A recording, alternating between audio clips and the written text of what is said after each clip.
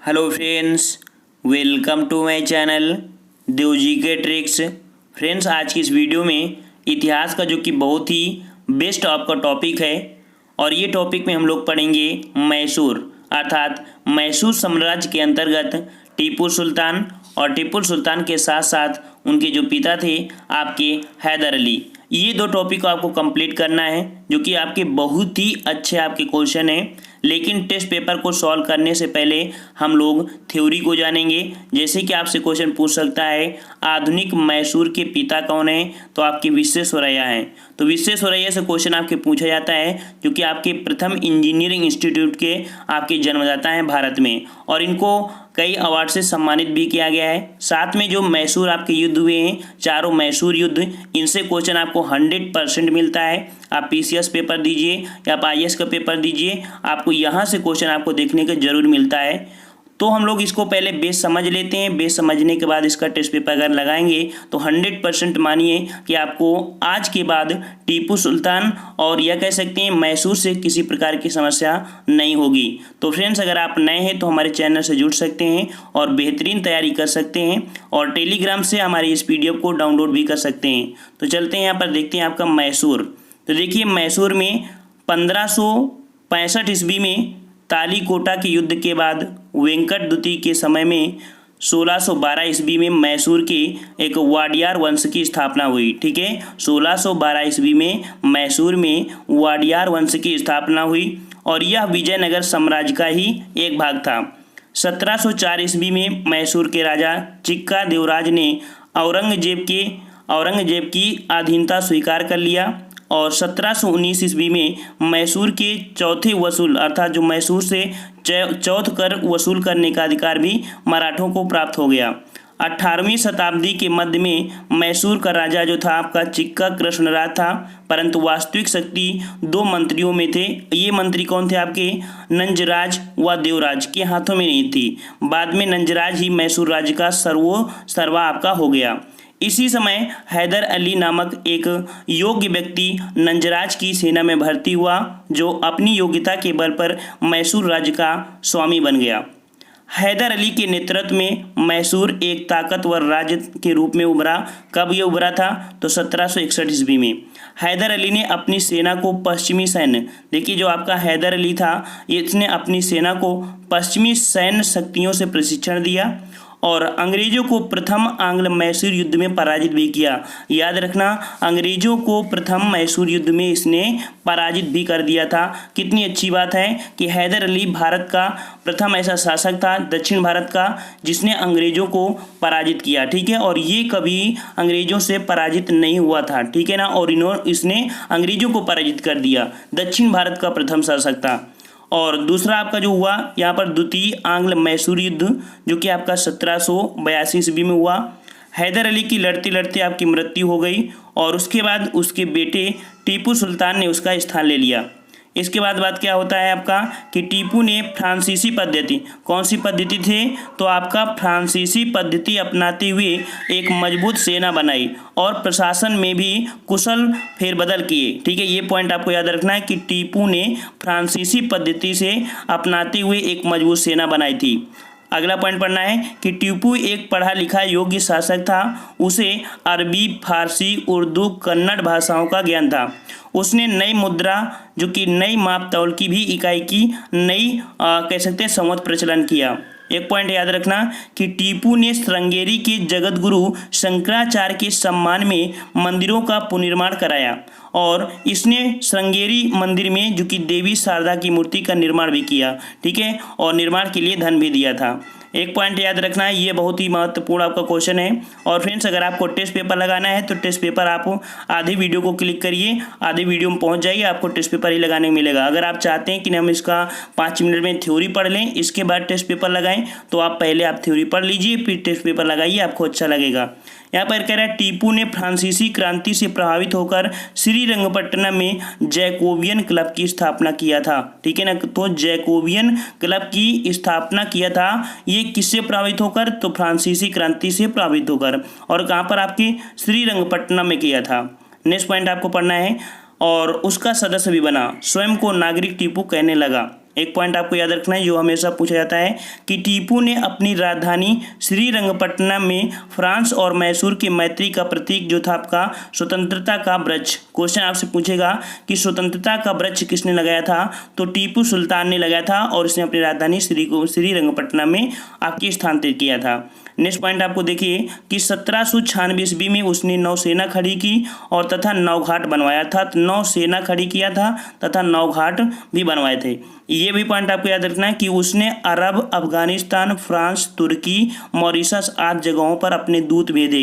Question आपसे पूछेगा कि अरब, अफगानिस्तान, फ्रांस ये कह सकते हैं विदेशों में अपने दूत किसने भेजा था, तो आपका यहाँ पर जो आपका कौन है कह सकते हैं टीपू ने भेजा था। ठीक है ना। नेक्स्ट पॉइंट की ओर आते हैं। क्वेश्चन आपसे कह रहा है कि टीपू ने 1797 ईस्वी में पादशाह की, ठीक है, कौन सी, पादशाह की उपाधि धारण किया था। नेक्स्ट क्वेश्चन आपसे यहाँ पर कह रहा है कि तृतीय आंग्ल मैसूर युद्ध जो कि आपका हुआ था 1789 से 1792 ईस्वी में, इसमें से अंग्रेज, निजाम और मराठों ने मिलकर टीपू को हरा दिया और उसे श्रीरंगपट्टनम की संधि करनी पड़ी। ये श्रीरंगपट्टनम की संधि क्या है, इसको हम लोग डिटेल से अभी पढ़ेंगे, उसके बारे में देखेंगे। चतुर्थ देख लीजिए, कह रहा है चतुर्थ आंग्ल मैसूर युद्ध जो आपका हुआ था 1799 में, इसमें से क्या हुआ था, लॉर्ड विलेजली ने, कौन, लॉर्ड विलेजली ने टीपू को मारकर मैसूर राज्य पर कब्जा कर लिया था। ठीक है ना। ये पॉइंट आपको याद रखना है क्योंकि हमेशा क्वेश्चन यहीं से पूछा जाता है कि इस जो चौथा आंग्ल मैसूर युद्ध हुआ था 1799 में, इस समय जो टीपू को हराया था वो कौन शासक था, तो लॉर्ड विलेजली अंग्रेज आपका शासक था। अब आपको पॉइंट यहाँ पर देखिए श्रीरंगपट्टनम की संधि में क्या क्या हुआ था। तो श्रीरंगपट्टनम की संधि आपकी 1792 में हुई थी। ठीक है, यहाँ पर आपका देखिए आपका जो हुई थी श्रीरंगपट्टनम, ठीक है, 92 में हुई थी। और इस 92 में क्या क्या हुआ, तो अंग्रेजों व टीपू के बीच मार्च 1792 में श्रीरंगपट्टनम की संधि का संपन्न हुई और संधि की शर्तों के अनुसार टीपू को अपने राज्य का आधा हिस्सा अंग्रेजों व उनके सहयोगियों को देना पड़ा। साथ ही युद्ध के हार जाने के रूप में टीपू को 3 करोड़ रुपए भी अंग्रेजों को देना पड़ा। साथ में देखिए कि श्रीरंगपट्टनम की संधि यह भी शामिल था कि जब तक टीपू 3 करोड़ रुपए नहीं देगा तब तक उसके 2 पुत्र अंग्रेजों के नियंत्रण में रहेंगे। यही आपकी होती है श्रीरंगपट्टनम की संधि। अब यहाँ पर एक पॉइंट पढ़ लीजिए कि आपसे क्वेश्चन पूछेगा, मिलान करने के लिए पूछेगा कि प्रथम आपका जो युद्ध था मैसूर युद्ध वो किसके शासन में था, कब हुआ। ठीक है ना। तो देखिए प्रथम आपका जो मैसूर युद्ध था वो आपका 1767 से 69 के बीच लड़ा गया। इसमें से मैसूर का शासक कौन था, हैदर अली, और अंग्रेज गवर्नर कौन था आपका, लॉर्ड वेरेस्ट। ठीक है, लॉर्ड वेरेस्ट था। और संधि आपकी हुई थी मद्रास की। इसमें क्या हुआ, तो अंग्रेजों को पराजित होना पड़ा था इस मद्रास की जो आपकी कह सकते हैं कि मैसूर की पहली संधि में। नेक्स्ट पॉइंट आप कह रहा है द्वितीय युद्ध आपका हुआ था, मैसूर शासक कौन था आपका, हैदर अली, और इसमें से वारेन हेस्टिंग क्या था, अंग्रेज गवर्नर। मंगलौर की संधि हुई थी, याद रखना एक शॉर्टकट होती है MMS अर्थात मद्रास, मंगलौर और आपकी श्रीरंगपट्टनम। तो आपकी जो सेकंड हुई थी वो आपकी मंगलौर की संधि हुई थी, इसमें से हैदर अली आपका मारा गया था। तृतीय जो था उसमें से टीपू सुल्तान और आपकी कार्नवालिस के बीच आपका कह सकते हैं कि ये आपका युद्ध हुआ जिसमें से श्रीरंगपट्टनम की संधि हुई और टीपू इसमें से पराजित हुआ।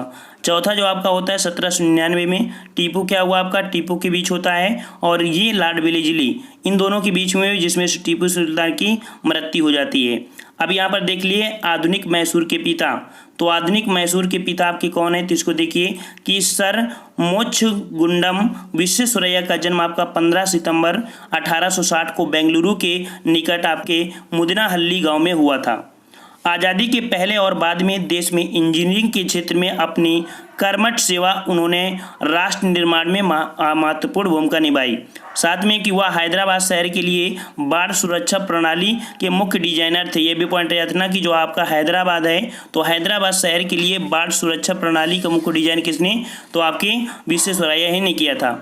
कर्नाटक के विकास में उनके योगदान को देखते हुए उन्हें आधुनिक मैसूर के पिता कहा जाता है। ठीक है, इन्होंने कर्नाटक का विकास किया इसलिए आधुनिक मैसूर का पिता भी कहा जाता है। अगला पॉइंट है कि भारत के प्रथम इंजीनियरिंग इंस्टीट्यूट में से एक गवर्नमेंट इंजीनियर कॉलेज बंगलौर अर्थात 1917 को स्थापना में महत्वपूर्ण भूमिका इन्हीं की थी। नेक्स्ट है कि संस्था का नाम बाद में बदलकर university Visvesvaraya college of engineering कर दिया गया। एक पॉइंट याद रखना है कि उन्हें भारत में इकोनॉमिक्स प्लानिंग का भी प्रमुख माना जाता है। 12 अप्रैल 1962 का उनका निधन हुआ। कब हुआ था? 12 अप्रैल 1962 को। और इंजीनियरिंग के क्षेत्र में महत्वपूर्ण योगदान को देखते हुए 1955 ईस्वी में देश का सर्वोच्च सम्मान जो कि भारत रत्न मिला था। कब मिला था? 1955 में मिला था। एक पॉइंट और बचा है आपका कि आज़ादी के पहले उनकी जनसेवा को देखते हुए ब्रिटेन के किंग जो थे आपके जॉर्ज पंचम, उन्हें commander of the British Indian empire की उपाधि दिया था। और देश के महान इंजीनियर की जो जयंती है आपकी 15 सितंबर को प्रतिवर्ष अभियंता या कह सकते हैं इंजीनियर्स दिवस के रूप में मनाते हैं। जो टेक्निकल बच्चे होते हैं इसे बड़े ही धूमधाम के साथ मनाते हैं। अब आ गया है समय आपका जो कि आपका टेस्ट पेपर से आपने जितना पढ़ा है उसी का निचोड़ होगा और एक से एक बुकों का आपका संग्रह है, जिसमें से आप कोई भी लेवल आप पीसीएस के साथ साथ अगर आईएएस की भी आप जो तैयारी कर रहे थे उसको भी आप लेवल यहाँ पर देखने को मिलेगा। चलिए यहाँ पर टेस्ट लगाते हैं। अगर आपको अभी तक अच्छा लग गया है तो वीडियो जरूर लाइक करिए और टेस्ट में हमारे यहाँ पर आप सहयोग करिए। कह रहा आपसे कि टीपू सुल्तान ने अपनी राजधानी किसको बनाया? टीपू सुल्तान ने अपनी राजधानी किसको बनाया था? तो ऑप्शन राइट आपका ए हो जाएगा। श्रीरंगपट्टनम को टीपू सुल्तान ने अपनी राजधानी बनाया था। ठीक है, और श्रीरंगपट्टनम आपका कहाँ पड़ता है? आपकी कर्नाटक में पड़ता है। ठीक है ना। और हैदर अली थी, हैदर अली की मृत्यु के बाद ही वो गद्दी पर आपके बैठ पाए थे। दोस्तों आगे वीडियो में साउंड वाली प्रॉब्लम आ गई थी किसी टेक्निकल प्रॉब्लम से, तो आगे आवाज़ नहीं आ रही है। इस कारण से आपका जो टेस्ट पेपर है यह कह सकते हैं कि आपका ऑब्जेक्टिव पेपर होगा, वो सेकंड पार्ट आपको बहुत ही जल्दी अपलोड कर लेंगे। और कृपया करके टेक्निकल प्रॉब्लम के लिए आप सभी से माफ़ी चाहते हैं। और हम लोग मिलेंगे एक नए वीडियो के साथ जो कि आपका होगा वहाँ पर इसका ऑब्जेक्टिव टेस्ट पेपर लगभग आपके 50 क्वेश्चन। धन्यवाद। जय हिंद, जय भारत।